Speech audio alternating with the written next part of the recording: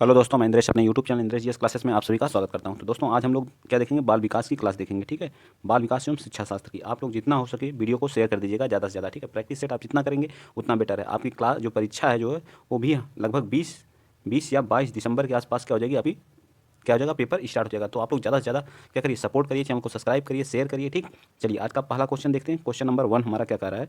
ठीक, पहला क्वेश्चन क्या कर रहा है, निम्नलिखित में से कौन सा संज्ञानात्मक क्रिया दी गई सूचना के विश्लेषण के लिए प्रयोग में लाई जाती है। बताइए, जो संज्ञानात्मक क्रिया दी गई है सूचना के विश्लेषण के रूप में कौन सी लाई जाती है। तो ये हमारी लाई जाती है अंतर करना। जो अंतर करना क्या किया जाता है, संज्ञानात्मक क्रिया के द्वारा दी गई सूचना के विश्लेषण के लिए क्या की जाती है, प्रयोग में लाई जाती है। ठीक है, चलिए आइए चलते हैं नेक्स्ट अगला क्वेश्चन। क्वेश्चन नंबर आप लोग 2 बताएंगे। इसको पूरा क्वेश्चन को पढ़िए, उसके बाद थोड़ा छोटा कर देता हूँ चारों ऑप्शन ताकि आपको विजिबल हो। ठीक है, ये ठीक। चलिए, राजेश जो है, राजेश अति लोलुप पाठक है। ठीक है, वह अपने कोर्स की पुस्तकें पढ़ने के अतिरिक्त प्रायः पुस्तकालय जाता है। ठीक है, और भिन्न प्रकरणों पर पुस्तक पढ़ता है। इतना ही नहीं, राजेश भोजन अवकाश में अपने परियोजना कार्य करता है। उसे परीक्षाओं के लिए पढ़ने के लिए अपने शिक्षक अथवा अभिभावक द्वारा द्वारा कभी कहने की ज़रूरत नहीं है, और वह वास्तव में सीखने का आनंद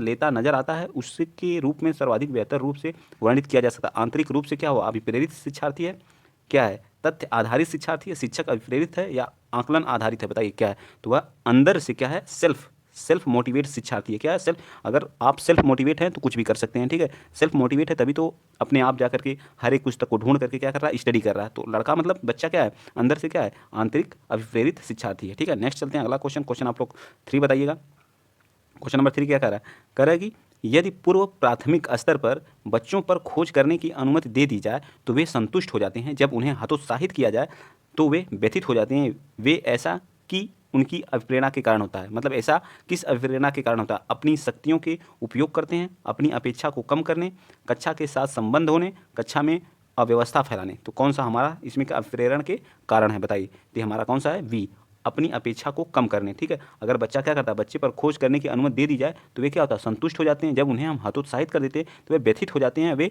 क्या करते हैं, वे ऐसा जो है अपनी अपेक्षा को कम करने की उनकी प्रेरणा के कारण होता है। ठीक है, चलिए आइए चलते हैं अगला क्वेश्चन। ऐसे ही आप लोग प्रैक्टिस सेट करते रहिए। जितना प्रैक्टिस सेट आप करेंगे उतना ही आप अच्छा करने की कोशिश करेंगे। ठीक है, मैं कहता हूँ ऑनलाइन भी आपको कई प्लेटफॉर्म दिए गए हैं, वहाँ से ऑनलाइन भी आप लोग प्रैक्टिस सेट लगाया करिए। ठीक है, पर डे। और प्रीवियस ईयर तो मैं करा ही रहा हूँ, प्रीवियस ईयर छोड़ना ही नहीं है। प्रीवियस ईयर आप अगर पूरा कर डालेंगे 2011 से 2021 तक तो 100% आपके, तो 100+ की बात, अगर आप थियरी थोड़ा सा पढ़ लिए जुड़ करके मुझसे, तो 140+ कोई रोक नहीं सकता, 140 130+ कोई नहीं रोक सकता है। ठीक है, चलिए, मानव बुद्धि एक एवं विकास की समझ शिक्षक को के योग्य बनाती है। किसके योग्य बनाती है, मतलब मानव जो की बुद्धि एवं विकास की समझ शिक्षक को के योग्य बनाती है। निष्पक्ष रूप से अपने शिक्षण अभ्यास के लिए शिक्षण के समस्त शिक्षार्थियों के संवेगों पर नियंत्रण बनाए रखना, या विविध शिक्षार्थियों के शिक्षण के बारे में स्पष्ट शिक्षार्थियों को यह बताने कि वे अपने जीवन में कैसे सुधार कर सकते हैं। बताइए इसमें से कौन सा हमारा राइट आंसर हो जाएगा। तो इसका चौथे का हमारा क्या आ जाएगा, राइट आंसर सी पार्ट होगा। विविध शिक्षार्थियों के शिक्षण के बारे में स्पष्टता लाने के लिए जो है बुद्धि एवं विकास की समझ शिक्षक की बहुत जरूरी होनी चाहिए। ठीक है, आइए आगे चलते हैं। क्वेश्चन नंबर 5 बताइए क्या कह रहा है। क्वेश्चन नंबर 5 कह रहा है, निम्नलिखित में से कौन सा सत्य है, शिक्षक द्वारा प्रश्न पूछना संज्ञानात्मक विकास में बाधक है। कौन सा सत्य है, ये कह रहा है, शिक्षक द्वारा प्रश्न पूछना संज्ञानात्मक विकास में क्या है, बाधक है। या फिर अगला क्वेश्चन कह रहा है, विकास और सीखना समाज सांस्कृतिक संदर्भों से अप्रभावित रहते हैं। शिक्षार्थी एवं निश्चित तरीके से सीखते हैं। जो विकास होता है, विकास और सीखना दोनों सामाजिक संस्कृत संदर्भों से क्या प्रभावित होते हैं, ना कि अप्रभावित होते हैं। ये तो बिल्कुल गलत बात कहा है, ये भी हमारा गलत कहा है। और शिक्षार्थी एवं निश्चित तरीके से क्या करते हैं, सीखते हैं, बिल्कुल सही बात है। खेल संज्ञान और सामाजिक दक्षता के लिए क्या है, सार्थक है, बिल्कुल गलत बात है। ठीक है, 5वें का क्या है, वो 1 मिनट, सॉरी, ये भी हमारा क्या है, राइट है। ठीक है, ये भी हमारा क्या है, बिल्कुल गलत बात कहा है। ठीक है, सत्य खेल एवं संज्ञान, खेलना संज्ञान और सामाजिक दक्षता के क्या है, सार्थक है। हमारा डी पार्ट इसका क्या हो जाएगा, राइट हो जाएगा। ठीक है, थोड़ा सा इधर उधर हुए तुरंत आंसर गलत हो जाएगा। ठीक है, तो हमें अब चारों ऑप्शन पढ़ना, उसके बाद आंसर देना, ना कि 3 ऑप्शन पढ़ करके हम आंसर दे दें, ये पॉसिबल नहीं है सीटेट में जो है। बच्चे के विकास में आनुवंशिकता और वातावरण की भूमिका के बारे में निम्नलिखित में से कौन सा सत्य, बताइए। आनुवंशिकता और वातावरण दोनों एक बच्चे के विकास में 50-50% का योगदान होता है।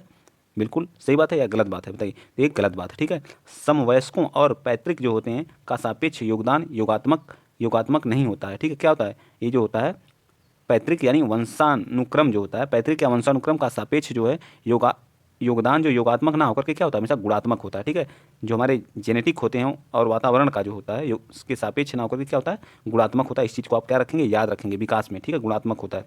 चलिए आगे चलते हैं नेक्स्ट अगला क्वेश्चन आप बताएंगे सामाजिककरण क्या है। सामाजिककरण है, बताइए क्या है। सामाजिक मानदंडों में परिवर्तन, शिक्षा एवं पढ़ाए गए के बीच में संबंध, समाज और आधुनिकीकरण की प्रक्रिया, समाज के मानदंडों के साथ अनुकूलन। जो हमारा समाज है उसके साथ हमको मानदंड जो बनाए गए हैं उसके अनुकूल हमको क्या करना, स्थापित करना या व्यवस्थित करना ही हमारा क्या कहलाता है, सामाजिककरण कहलाता है। जो समाज है जैसे वहाँ कैसे कैसे लोग रहते हैं, हमें वहाँ ले जाकर के उसके अनुकूल में क्या करना, फिट करना, एडजस्ट करना ही हमारा क्या कहलाता है, सामाजिकीकरण कहलाता है। ठीक है, नेक्स्ट चलते हैं अगला करण। एक क्वेश्चन नंबर 8 है। एक क्या है, पीटी उषा के बारे में आप लोग जानते ही होंगे। ठीक है, पीटी उषा खेल शिक्षक क्रिकेट के खेल में अपने शिक्षार्थियों के क्षेत्र में रक्षण को सुधारना चाहता है। निम्न में से कौन सी युक्ति निम्नलिखित को अपना लक्ष्य प्राप्त करने में सर्वाधिक सहायक है। तो यह शिक्षार्थियों को क्षेत्र रक्षण का अधिक अभ्यास करवाना होगा। बिल्कुल, अभ्यास जितना अधिक करवाएंगे उतना ही उसका क्या होगा, लक्ष्य ज़्यादा प्राप्त होगा। ठीक है, चलिए आगे चलते हैं नेक्स्ट अगला क्वेश्चन आप लोग 9 बताइए। एक शिक्षिका है अपने शिक्षार्थियों की इस रूप में मदद करना चाहती हैं कि वे एक स्थिति की अनेक दृष्टिकोण से सराहना कर सकें। वह विभिन्न समूहों में एक स्थिति पर वाद विवाद करने के अनेक अवसर उपलब्ध कराती हैं। वाइगोत्स्की के परिप्रेक्ष्य के अनुसार उसके शिक्षार्थी विभिन्न दृष्टिकोण को विकसित करेंगे और अपने तरीके से उस स्थिति में के अनेक परिप्रेक्ष्य विकसित करेंगे। बताइए किसके, आत्मसात के, तर्क संगत के, निर्माण के या संक्रियाकरण के। बताइए तो किसके साथ करेंगे, तो क्या करेंगे, एक निर्माण के साथ क्या करेंगे, परिप्रेक्ष्य को क्या करेंगे, विकसित करेंगे। ठीक है, किसके साथ, निर्माण के साथ। ठीक, क्वेश्चन नंबर 10 बताइए। ऐसे ही क्वेश्चन पूछा जाएगा। ठीक है, तो इससे हमें डरना नहीं है। ठीक, सीता ने हाथ से दाल और चावल खाना सीख लिया। मतलब एक सीता नाम की लड़की थी। ठीक है, ये कोई सीता थी और ये क्या करती है, हाथ से दाल चावल खाना क्या कर लेती, सीख लेती है। सीखने के बाद जब उसे दाल चावल दिया जाता है तो वह दाल चावल मिला करके खाने लगती। तो उसने चीज़ों को करने के लिए अपने स्कीमा में क्या किया, उसका अपने दिमाग में क्या इसका स्कीमा बनाया, मैप बनाया। ठीक है, दाल है चावल है, इन दोनों को मिक्स करके क्या किया जाता है, खाया जाता है। तो दाल चावल खाने को कर लिया, क्या कर लिया, अनुकूलित कर लिया, समायोजित किया या समुचितता किया। बताइए क्या किया, क्वेश्चन नंबर 10 में। तो क्या किया, उस चीज़ को क्या कर लिया, समायोजित कर लिया। क्या कर लिया, स्कीमा बनाया कि हमें इस दाल और चावल को क्या करना है, खाना है। ठीक है, तो उसका स्कीमा बनाया जो, ठीक बच्चा। चलिए आगे चलते हैं नेक्स्ट अगला क्वेश्चन नंबर आप 11 बता दीजिए। 11 क्या कर रहा है कि अतिरिक्त बुद्धि के निम्नलिखित पक्षों को स्टेनबर्ग के त्रिरत्न सिद्धांत से संबोधित किया गया। मतलब किसको जो है, बुद्धि के त्रिरत्न सिद्धांत, जो स्टेनबर्ग के त्रिरत्न सिद्धांत से संबोधित किया गया। बताइए 11th का। तो 11th का हमारा क्या हो जाएगा, सामाजिक कि इसको छोड़ के सामाजिक के अतिरिक्त बुद्धि के निम्नलिखित पक्षों को स्टेनबर्ग के त्रिरत्न संदर्भगत, अवयवभूत, अनुभविक इन तीनों चीज़ क्या होते हैं, त्रिरत्न सिद्धांत कहलाते हैं स्टेनबर्ग के। याद रहेगा ना, स्टेनबर्ग के संदर्भात्मक उप सिद्धांत क्या कहलाता है, अनुभवजन्य उप सिद्धांत या घटक उप सिद्धांत, ये सब हमारे क्या कहलाते हैं, स्टेनबर्ग के बुद्धि के तंत्र सिद्धांत प्रस्तुत किए थे। स्टेनबर्ग ने क्या, ये भी चीज़ याद रखेंगे आप लोग, स्टेनबर्ग ने बुद्धि के त्रिरत्न सिद्धांत को बताया था, जिसका पहला था संदर्भगत, दूसरा अवयवभूत, तीसरा अनुभविक सिद्धांत। ठीक, याद रहेगा ना। चलिए, सामाजिक नहीं था। नेक्स्ट चलते हैं अगला क्वेश्चन आप लोग 12 बताइए। जो हावर्ड गार्डनर का बुद्धि सिद्धांत पर बल देते हैं, तो सबसे पहले आप याद रखेंगे बुद्धि का सिद्धांत कौन दिया था, हावर्ड गार्डनर। इससे पहले अभी हम लोग पढ़े हैं कौन, त्रिक महोदय का त्रिक तंत्र जो है वो किसने दिया था, स्टेनबर्ग जी ने। बुद्धि पर उन्होंने भी दिया था त्रिक तंत्र सिद्धांत। स्टेनबर्ग जी ने हावर्ड गार्डनर का भी बुद्धि का सिद्धांत दिए थे, पर किस पे बल देता, शिक्षार्थियों के अनुबंधित कौशल पर, सामान्य बुद्धि पर, विद्यालय में आवश्यक सामान्य योग्यताओं पर, प्रत्येक व्यक्ति की विलक्षण योग्यताओं पर। तो किस पे देता, प्रत्येक व्यक्ति की विलक्षण योग्यताओं पर क्या देता, बल देता है। ठीक है, याद रहेगा ना, प्रत्येक व्यक्ति की विलक्षण योग्यताओं पर क्या क्या, जो इनके अनुसार है बुद्धि कोई एक तत्व नहीं है। जो हावर्ड गार्डनर ने बताया था, बुद्धि कोई एक तत्व नहीं है। ठीक है, बल्कि कई भिन्न भिन्न प्रकार की बुद्धियों का क्या होता है, अस्तित्व होता है। प्रत्येक बुद्धि एक दूसरे से स्वतंत्र रह कर कार्य करती है। ये चीज़ याद होनी चाहिए। चलिए क्वेश्चन नंबर 13 बताइए। थ फ च ध्वनियाँ हैं, बताइए। थ फ च ध्वनियाँ हैं, बताइए। स्वनिम भाषा की, किसकी हैं, स्वनिम भाषा की। याद रहेगा ना, किसकी हैं, स्वनिम भाषा की अर्थभेदक इकाइयाँ, किसकी हैं, अर्थभेदक इकाइयाँ। याद रखेंगे आप लोग। यह समान ध्वनि का एक क्या होता है, समूह होता है, जिसको हम क्या कहते हैं, इनका संबंध भाषा के उच्चारित पक्ष से होता है। ठीक है, याद रखेंगे। ये क्या होते हैं, विशेष, ये भाषा की विशेष लघुतम इकाई होती है। इन सब चीज़ों को आप लोग क्या रखेंगे, थ फ च आदि ध्वनियाँ क्या होती हैं, स्वनिम होती हैं। ठीक, नेक्स्ट चलते हैं अगला क्वेश्चन नंबर 14 बता दीजिए। कक्षा में जो जेंडर ऋणता से बचने के लिए शिक्षक को क्या करना चाहिए, बताइए। शिक्षक को क्या करना चाहिए, लड़कों को जोखिम उठाने और निर्भीक बनाने के लिए प्रोत्साहित करना चाहिए। लड़के लड़कियों को एक साथ अपारंपरिक भूमिकाओं में रखना चाहिए। अच्छी लड़की अच्छा लड़का कहकर विद्यार्थियों के एक अच्छे कार्य की सराहना करनी चाहिए। कुश्ती में भाग लेने के लिए लड़कियों को निरुत्साहित करना चाहिए। ये तो बिल्कुल गलत बात है। ठीक है, निरुत्साहित वाला पहला भी क्या है हमारा, बिल्कुल गलत है। अब बता दीजिए कौन है, मैंने 50-50 कर दिया। अब बता दीजिए आप लोग 14 का कौन होगा। तो बी पार्ट, अच्छे लड़के लड़कियों को एक साथ का अपारंपरिक भूमिकाओं में रखना चाहिए, ठीक है, उनके साथ कोई भेदभाव नहीं करना चाहिए। भेदभाव की तो एक साथ हमारा जो एनसीएफ ये भी कहता है कि बच्चों के साथ जो अलग अलग जो सीटिंग अरेंजमेंट होता है कि लड़के इधर बैठेंगे लड़कियां, वो भी एनसीएफ 2005 नहीं कहता, सबको एक साथ बैठने की इजाज़त देता है एनसीएफ 2005। ये भी चीज़ें आप लोग याद रखेंगे, ठीक है, कोई जेंडर रूढ़िता नहीं होनी चाहिए। चलिए आइए चलते हैं आगे। क्वेश्चन नंबर आप लोग 15 बताइएगा। क्वेश्चन नंबर 15 क्या करा, विद्यालयों को किसके लिए व्यक्तिगत भिन्नताओं को पूरा करना चाहिए। बताइए किसके लिए व्यक्तिगत भिन्नताओं को पूरा करना चाहिए, जल्दी बताइए आप लोग। तो ये जो है यह समझने के लिए क्योंकि शिक्षार्थी सीखने के योग्य यह हैं या अयोग्य हैं। ये जो व्यक्तिगत भिन्नता को पूरा करना चाहिए विद्यालय की उनकी क्या होती है, उनकी योग्यता अयोग्यता कैसी है, जो व्यक्तिगत योग्यता होती है उसके बारे में जांचना और समझना, ये क्या कहलाता है, समझना विद्यालय के लिए क्या है, व्यक्तिगत भिन्नताओं को पूरा करना सबसे बड़ा महत्वपूर्ण कार्य होता है, ठीक है। आगे ये चलते हैं। क्वेश्चन नंबर आप लोग 16 बता दीजिए। शिक्षार्थियों के व्यक्तिगत भिन्नताओं को संबोधित करने के लिए एक विद्यालय के लिए किस प्रकार का सहयोग उपलब्ध करवा सकता है। बताइए किस प्रकार का क्या होता है, सहयोग उपलब्ध करवा सकता है। तो ये हमारा किस प्रकार का होता है, तो बाल केंद्रित पाठचर्या का पालन करना और शिक्षार्थियों को सीखने के लिए अवसर प्रदान करना। अवसर जहाँ भी रहेगा वो हमारा क्या कहलाता है, हमेशा अवसर वाली, बालक को हमेशा अवसर देना चाहिए, वो हमारा पॉजिटिव टैग होता है। क्या होता है, पॉजिटिव टैग होता है, ठीक है, पॉजिटिव वर्ड होता है, ठीक। चलिए आगे चलते हैं नेक्स्ट अगला क्वेश्चन आप लोग 17 बता दीजिए। सतत और व्यापक मूल्यांकन पर बल देता है, क्या देता है, सतत एवं व्यापक सीखने को या बोर्ड परीक्षाओं के अनावश्यक पर बल देता है। बिल्कुल गलत बात है। सीखने को सुनिश्चित व्यापक स्केल पर सीखने के लिए किस प्रकार के अवलोकित रिकॉर्ड और सुधारा जाए, इस पर क्या करता है, बल देता है। सतत और व्यापक मूल्यांकन हमेशा क्या, जो सीखी गई चीज़ें और उसमें किस तरह से सुधार किया जाए, इस पर क्या देता है, बल देता है, ठीक। नेक्स्ट आइए क्वेश्चन नंबर आप लोग 18 बता दीजिए। 18 हमारा क्या कर रहा है, विद्यालय आधारित आकलन क्या, विद्यालय आधारित जो आकलन है वो हमारा क्या कहलाता है, बताइए। तो ये हमारा कहलाता है परिचित वातावरण से अधिक सीखने में सभी विद्यार्थियों की क्या करना, मदद करनी चाहिए। हमेशा जो परिचित वातावरण है, जो हमारे आसपास के वातावरण है, जिसको विद्यार्थी जानता है, उसके बारे में ज़्यादा से ज़्यादा विद्यार्थियों को सीखने में एक शिक्षक को क्या करना चाहिए या एक विद्यालय को क्या करना चाहिए, मदद करनी चाहिए। इससे क्या होगा, विद्यालय आधारित आकलन कहलाता है, ठीक है। आइए चलते हैं नेक्स्ट अगला क्वेश्चन आप बता दीजिए। क्वेश्चन नंबर 19 बताइए। सीखने की तत्परता की ओर इंगित करती है। बताइए सीखने की जो तत्परता थी, यह कौन बताया था, थॉर्नडाइक का तत्परता का नियम, शिक्षार्थियों का समान योग्यता स्तर, सीखने में सातत्य में शिक्षार्थियों का वर्तमान संज्ञानात्मक स्तर, सीखने के कार्य की प्रकृति को संतुष्ट करने। बताइए 19 का क्या आ जाएगा, तो 19 का हमारा क्या आ जाएगा, सी पार्ट आ जाएगा, राइट आंसर। सीखने के सातत्य में शिक्षार्थियों का वर्तमान संज्ञानात्मक स्तर क्या कहलाता है, हमेशा सीखने की तत्परता की ओर क्या करता है, संकेत करता है। आइए चलते हैं आगे क्वेश्चन नंबर हम 20 बताइए। 20 क्या करा है कि एक शिक्षिका की कक्षा में कुछ शारीरिक विकलांगता वाले बच्चे हैं, निम्नलिखित में से उसके लिए क्या कहना सबसे उचित है। बताइए एक शिक्षिका की कक्षा में कुछ विकलांग बच्चे क्या कहते हैं, उसके लिए क्या कहना चाहिए। बताइए उचित कथन क्या, पोलियोग्रस्त बच्चों अब एक गाना प्रस्तुत करो।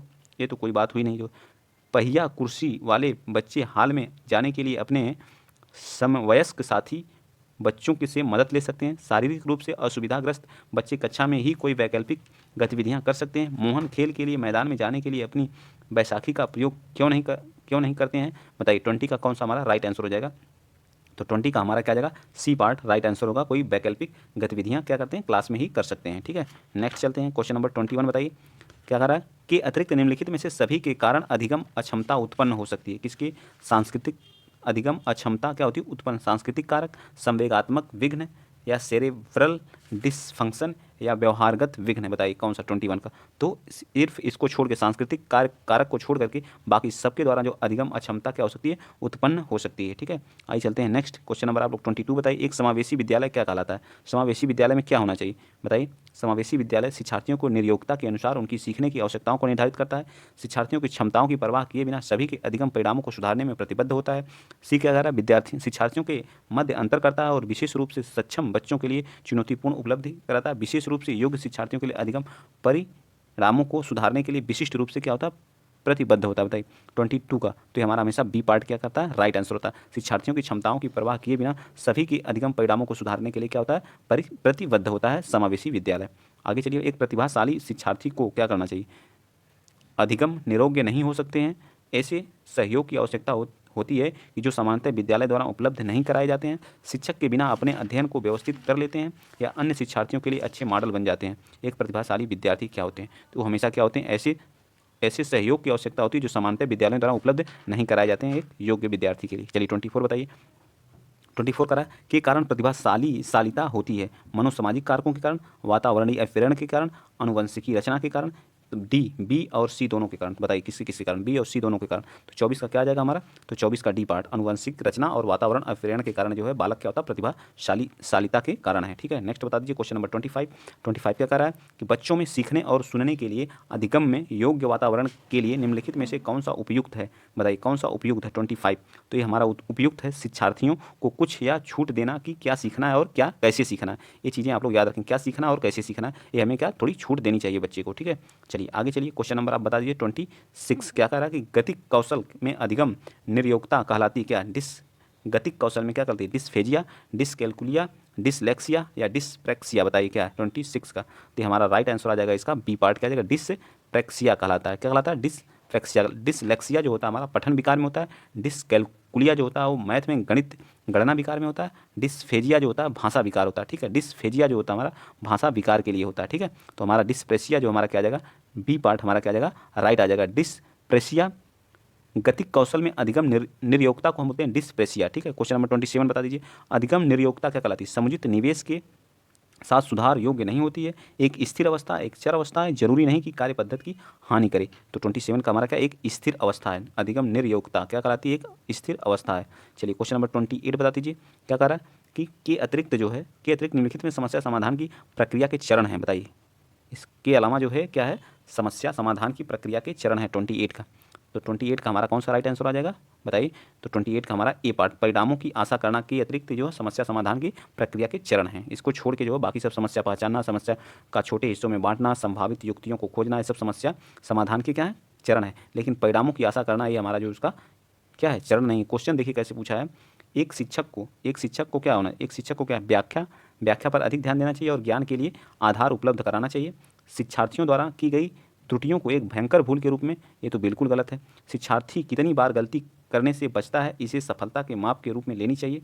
जब शिक्षार्थी विचारों को संप्रेषित करने की कोशिश कर रहे हैं तो उन्हें ठीक नहीं करना चाहिए, बताइए कौन सा है 29 का। तो 29 का हमारा क्या आ जाएगा, डी पार्ट हमारा क्या आ जाएगा, राइट आंसर। अगर वो कोशिश कर रहा है तो उसकी गलती को ठीक नहीं करना चाहिए। ठीक है, चलिए आगे चलते हैं। नेक्स्ट अगला क्वेश्चन, आज का लास्ट क्वेश्चन है, आप बताएंगे जो क्वेश्चन नंबर 30, बताइए क्या कर रहा है, सीमा परीक्षा में जो है, सीमा परीक्षा में A+ ग्रेड प्राप्त करने के लिए अति इच्छुक है। जब वह कक्षा परीक्षा भवन में दाखिला होती है तो परीक्षा प्रारंभ होती है, वह अत्यधिक नर्वस हो जाती है, उसके पाँव ठंडे पड़ जाते हैं, इसके हृदय की धड़कन बहुत तेज हो जाती है और वह उचित तरीके से उत्तर नहीं दे पाती। इसका मुख्य कारण क्या है, बताइए A, B, C या D क्या है, बताइए। शायद वह अकस्मात संवेगात्मक आवेग का क्या सामना नहीं कर सकती है, यही बिल्कुल हमारा क्या है, सही है। अचानक अकस्मात जो है संवेगात्मक आवेग का क्या करती है, सामना नहीं कर पाती लड़की, इसलिए उसको क्या है, उसके हृदय की धड़कन बहुत तेज हो जाती है और वह उचित तरीके से उत्तर नहीं दे पाती है। ठीक है, तो अगर वीडियो आप लोगों को अच्छा लगा तो वीडियो को शेयर करिए, चैनल को सब्सक्राइब करिए, ज़्यादा से ज़्यादा सपोर्ट करिए। ठीक है, इसी तरह से हमारी वीडियो आती रहेंगी। जो लोग पहली बार चैनल पर जुड़े हुए हैं वो लोग भी क्या करें, चैनल को सब्सक्राइब कर लीजिए। ठीक है, बाकी हमारी सीटेट नाम से जो क्या है, एक प्लेलिस्ट बनी हुई है, उसमें पूरा पड़ा हुआ है जो, ठीक है, CDP हमारी है जो है गद्यांश के जितने क्वेश्चन आए हुए हैं, EVS से जो है, ठीक है, पेपर 2 के भी जितने क्वेश्चन है, CDP है। ठीक, तो आप वहाँ से क्या कर सकते हैं, पूरी क्लास को देख सकते हैं। 20 से 25 टोटल वीडियो हो चुकी हैं। तो आज के लिए इतना ही। जय हिंद, जय भारत।